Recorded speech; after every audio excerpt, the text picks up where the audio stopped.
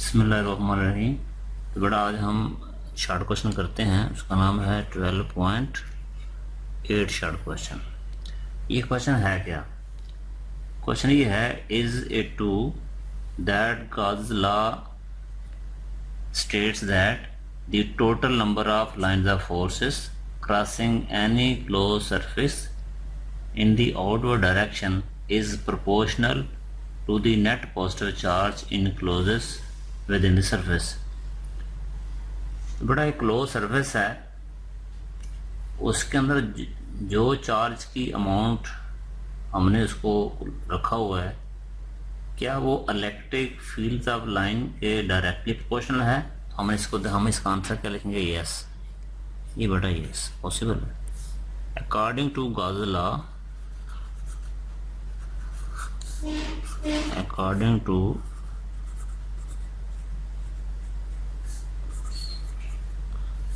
Gauss law, वो बेटा हमने पढ़ा है phi E electric flux 1/ε0 into Q।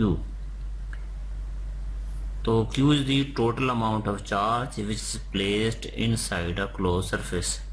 तो बेटा ε0 इसे बोलते हैं इलेक्ट्रिकल कांस्टेंट।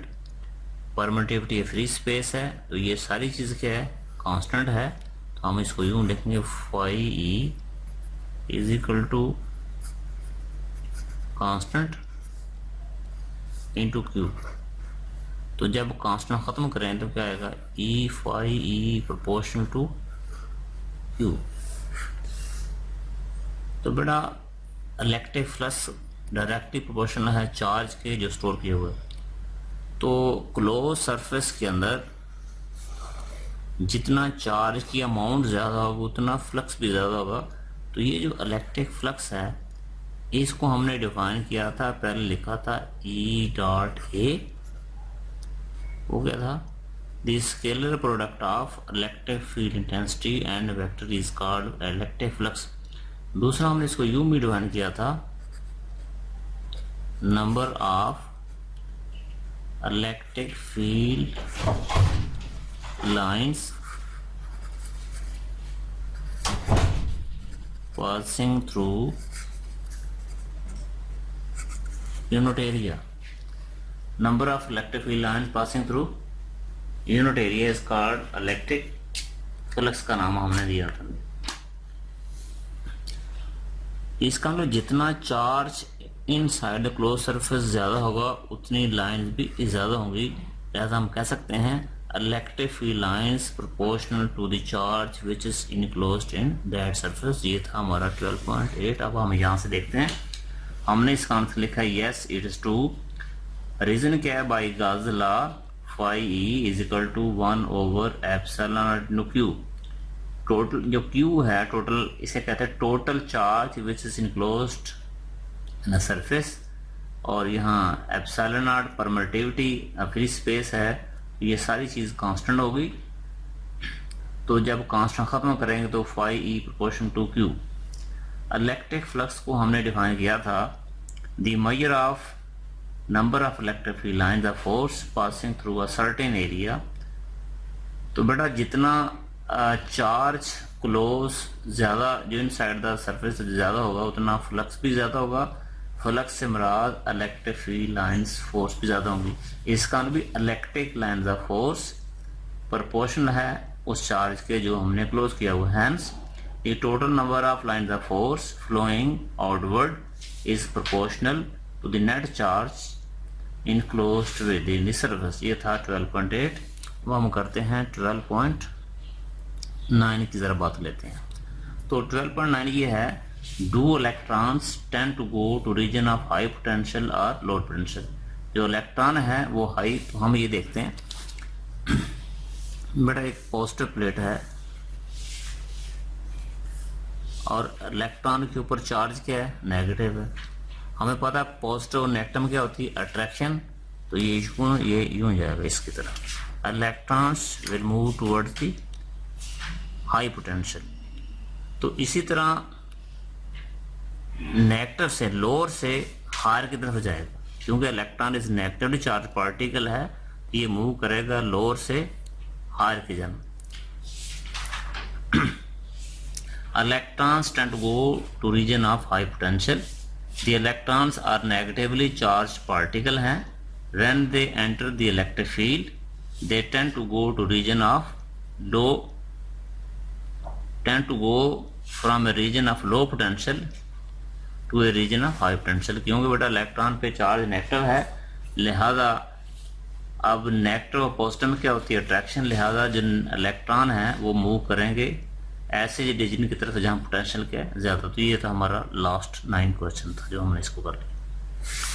तो बेटा ये 9 जो क्वेश्चन थे ये हमारे थे सीन शॉर्ट क्वेश्चन थे जो लास्ट पे दिए। अब हम बात करते हैं अनसीन शॉर्ट क्वेश्चन की बात करते हैं। तो अनसीन शॉर्ट क्वेश्चन में सबसे पहले हम इसको नाम देते हैं 12.1 का देते हैं नाम दोबारा फिर, और इसको हमने नाम दे दिया यू का। जो अनसीन से मरा जो टेक्स्ट बुक से बना के दिए जाते हैं उनकी बात होती है। तो यहाँ हम देखते हैं ये क्या सूरत हाल है। तो बेटा सबसे पहले देखते हैं क्वेश्चन है show that R C is equal to T. दरअसल ये एग्जांपल है 12.6 लेकिन पेपर में।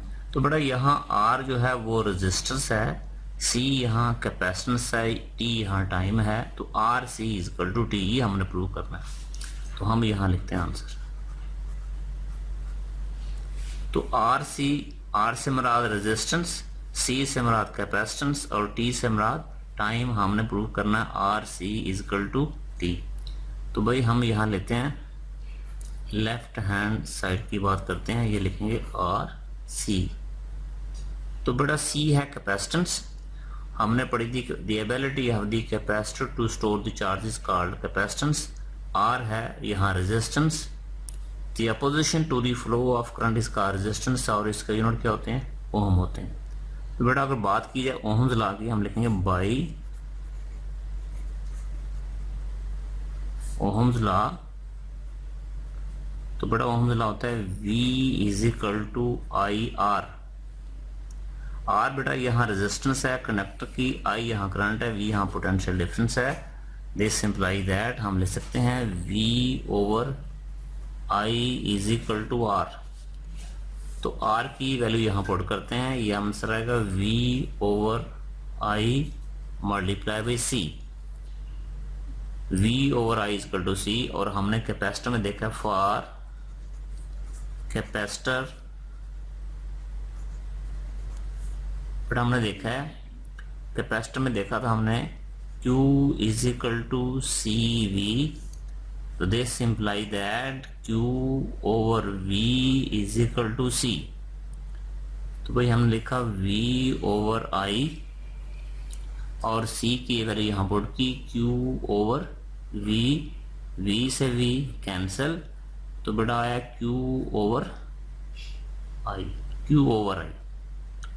अब हम पता है I क्या होता है, I हम लिखते हैं Q over T। Rate of flow of charge is called current कहते हैं, I की वैल्यू है। अब इस I को यहाँ ले जाओ, क्या होगा I T is equal to Q।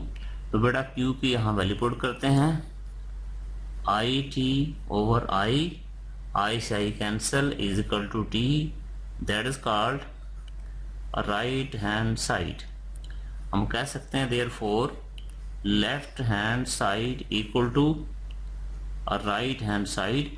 तो लिहाजा हमने प्रूव कर दिया R C is equal to T.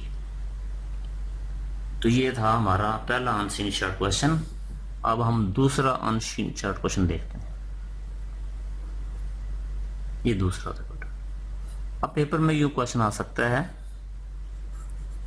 Show that ohm multiply by farad is equal to second. ये प्रूव करना। या पेपर में कभी कभी यूं पूछ सकता है show that ohm times farad is equal to second बात एक ही है, ओम ज़रिए। तो हम लिखेंगे एस वी नो दैट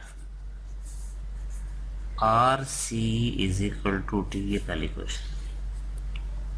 तो बेटा आर यहाँ रेजिस्टेंस है, सी यहाँ कैपेसिटेंस है, टी यहाँ टाइम। हम यहाँ लिखते हैं यूनिट ऑफ रेजिस्टेंस नीचे आर इज, वो बेटा इसे हम कहते हैं ohm. Ohm is the unit of resistance. अब आप देखते हैं यूनिट ऑफ कैपेसिटेंस सी, तो कैपेसिटेंस क्या पढ़े हमने, फैरड। और बेटा बाकी रह गया T, unit of time T is, वो क्या होते हैं, सेकंड। तो हमने यूनिट हम लिखेंगे unit of left hand side. तो बेटा ये है लेफ्ट हैंड साइड। अब लेफ्ट हैंड साइड में आर है, इसके यूनिट क्या होते हैं, ओम। सी यहाँ कैपेसिटेंस है, इसके यूनिट क्या बनते हैं, फैरड। ओम ज़रिए फैरड। अब हम बात करते हैं, अब हमने ये यहाँ लेके आना है, सेकंड लेके आना चाहते हैं। ओहम का हमने फार्मूला देखा ओहम्स लॉ से, V is equal to I R. तो बेटा V over I is equal to R था।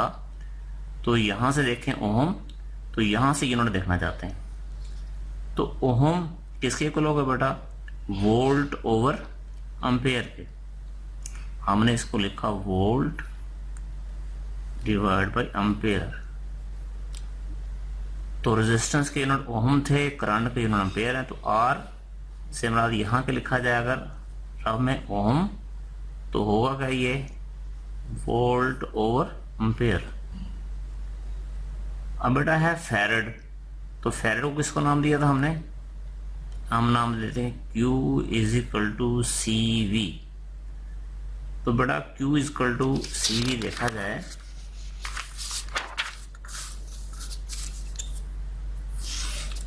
हमने लास्ट टाइम लिखा Q is equal to C V. तो Q over V is equal to C. Q charge है, इसके unit क्या होते हैं, कॉलम। और V से पोटेंशियल डिफरेंस वोल्ट है, इसके। और C यहाँ कैपेसिटर यूनिट क्या बनते हैं, फैरड। तो हम बेटा वैल्यू पुट करते हैं। तो अब हमने यहाँ वैल्यू किसकी निकाली बेटा, फैरड की वैल्यू निकाली। हम लिखेंगे वोल्ट ओवर एम्पेयर, लिखे वोल्ट ओवर एम्पेयर को A के साथ, और फैरड के यूनिट क्या लिखे, कॉलम ओवर वोल्ट लिखे। तो बेटा वोल्ट से वोल्ट कैंसल, तो कॉलम ओवर एम्पेयर आया हमारे पास। अब हम बात करते हैं I is equal to Q over T, rate of flow of charge is called current कहते हैं। तो I के यूनिट क्या होंगे, करंट के एम्पेयर, चार्ज के कॉलम, और टाइम के क्या होंगे, सेकंड। तो बेटा इसको यहाँ ले जाओ, ampere second is equal to coulomb. तो कॉलम की ये वैल्यू यहाँ पुट कर देते हैं। अब आपके पास आएगा एम्पेयर सेकंड ओवर कॉलम। तो अब एम्पेयर की जगह एम्पेयर आएगा। अब सेकंड से ampere cancel, is equal to second is equal to right hand side. तो बेटा हमने साबित कर दिया hence ohm multiply by farad is equal to second. तो ये हमारा मुकम्मल।